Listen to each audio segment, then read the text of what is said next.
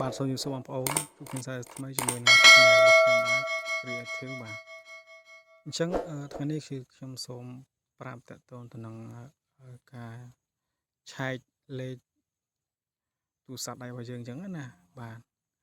អញ្ចឹងតកតងនឹងការឆែកលេខទូរស័ព្ទដៃនេះគឺខ្ញុំសូមបង្ហាញពីរប្រព័ន្ធអញ្ចឹងបងប្អូនបាទពីរប្រព័ន្ធទី1តកតង Smart ប្រព័ន្ធទី2តកតងនឹង Smartphone អញ្ចឹងណាបាទហើយនឹងក៏ដូចជាការ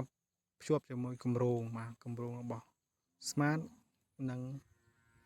គម្រោងរបស់ Smartphone អញ្ចឹង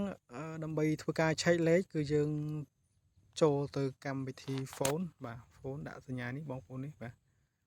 ចូលទៅបាទចូលទៅបាទវាមានលេខជាច្រើនអញ្ចឹងជាដំបូងគឺយើងវាយនៅសញ្ញាផ្កាយបើយើងឆែកឥឡូវខ្ញុំសូមបង្ហាញតើតើឆែកទៅលើប្រព័ន្ធSmart អញ្ចឹងយើងចុចផ្កាយមកបាទផ្កាយមកបន្តមកទៀតយើងចុច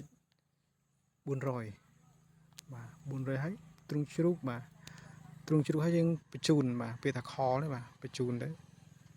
យើងរើសមកស៊ីមទីប្រហែលអញ្ចឹងបើថានេះដោយសារខ្ញុំដាក់ខាងលើអញ្ចឹងយើងរើសមកថាបើយើងអត់មានដាក់ទៅចុចលើវាទៅវាចេញលេខមកឲ្យយើងហើយបាទអញ្ចឹងណាបងប្អូនចេញលេខឲ្យយើងហើយបាទ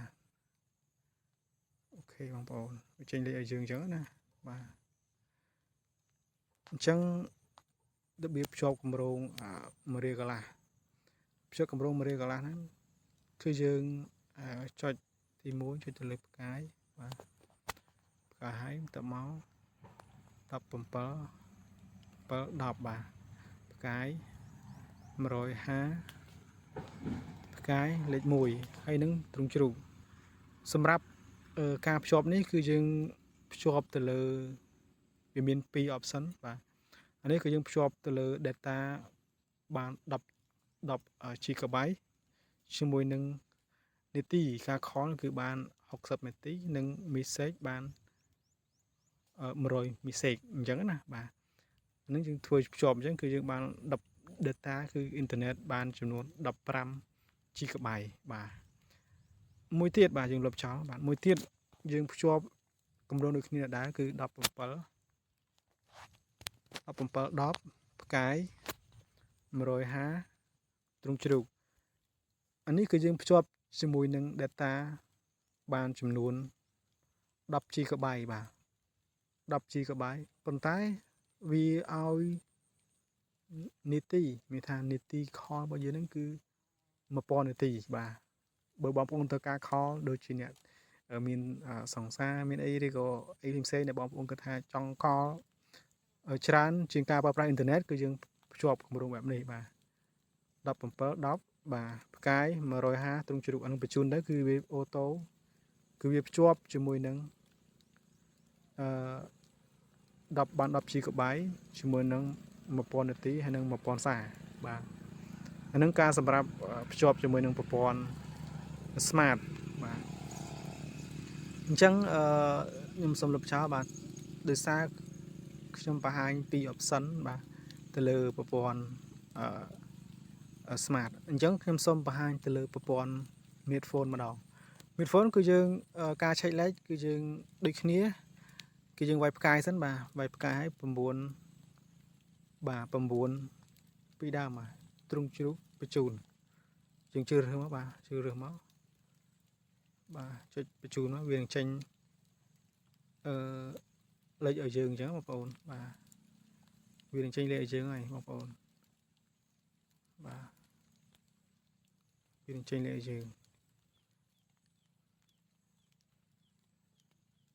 ដោយសារនៅតំបន់នេះវាអត់សូវមានសេវាអញ្ចឹងវារៀង slow អញ្ចឹងវាក្រចេញលេខឲ្យយើងអញ្ចឹងបងប្អូនបាទអញ្ចឹងបើបងប្អូនអត់ទាន់ជួយ Subscribe សូមបងប្អូនជួយ Subscribe Channel ខ្ញុំផងដើម្បីធ្វើការតាមដានជាមួយនឹងការបង្កើតនៅអ្វីថ្មីងាយស្រួលសម្រាប់បងប្អូនដែលមិនទាន់បាន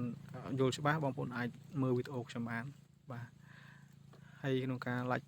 និង share បន្តទៅបងប្អូនបើសិនជាករណីវីដេអូនេះសំខាន់សម្រាប់បងប្អូនអញ្ចឹងណាបងប្អូនបាទដោយសារវា slow វិញបងប្អូនអញ្ចឹងយើងផ្ដាច់វាហ្មងទៅបាទ ផ្ដាច់យើងមកទៅតែបងប្អូនចុចអញ្ចឹងទៅគឺវាលោតចូលចឹងហើយបាទឥឡូវខ្ញុំសូមប្រាប់ពីរបៀបតទៅនឹងភ្ជាប់គម្រោងបាទភ្ជាប់គម្រោង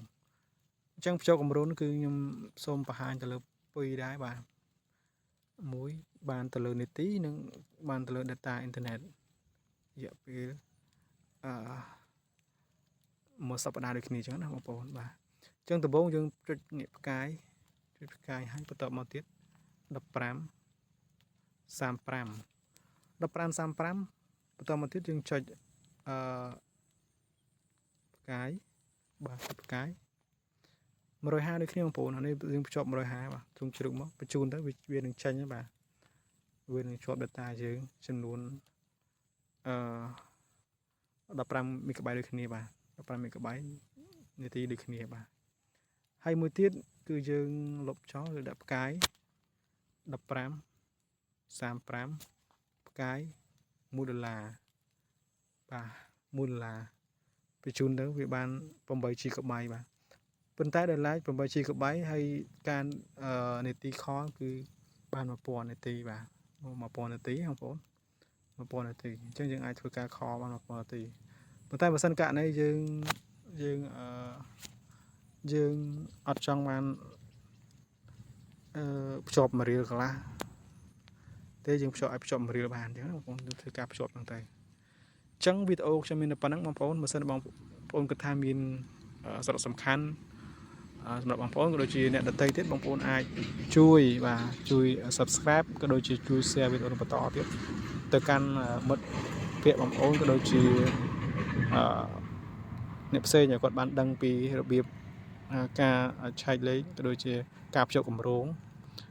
មិត្តហ្វូននិង Smart ផងដែរដើម្បីតាមដានព័ត៌មានថ្មីទៀតបងប្អូន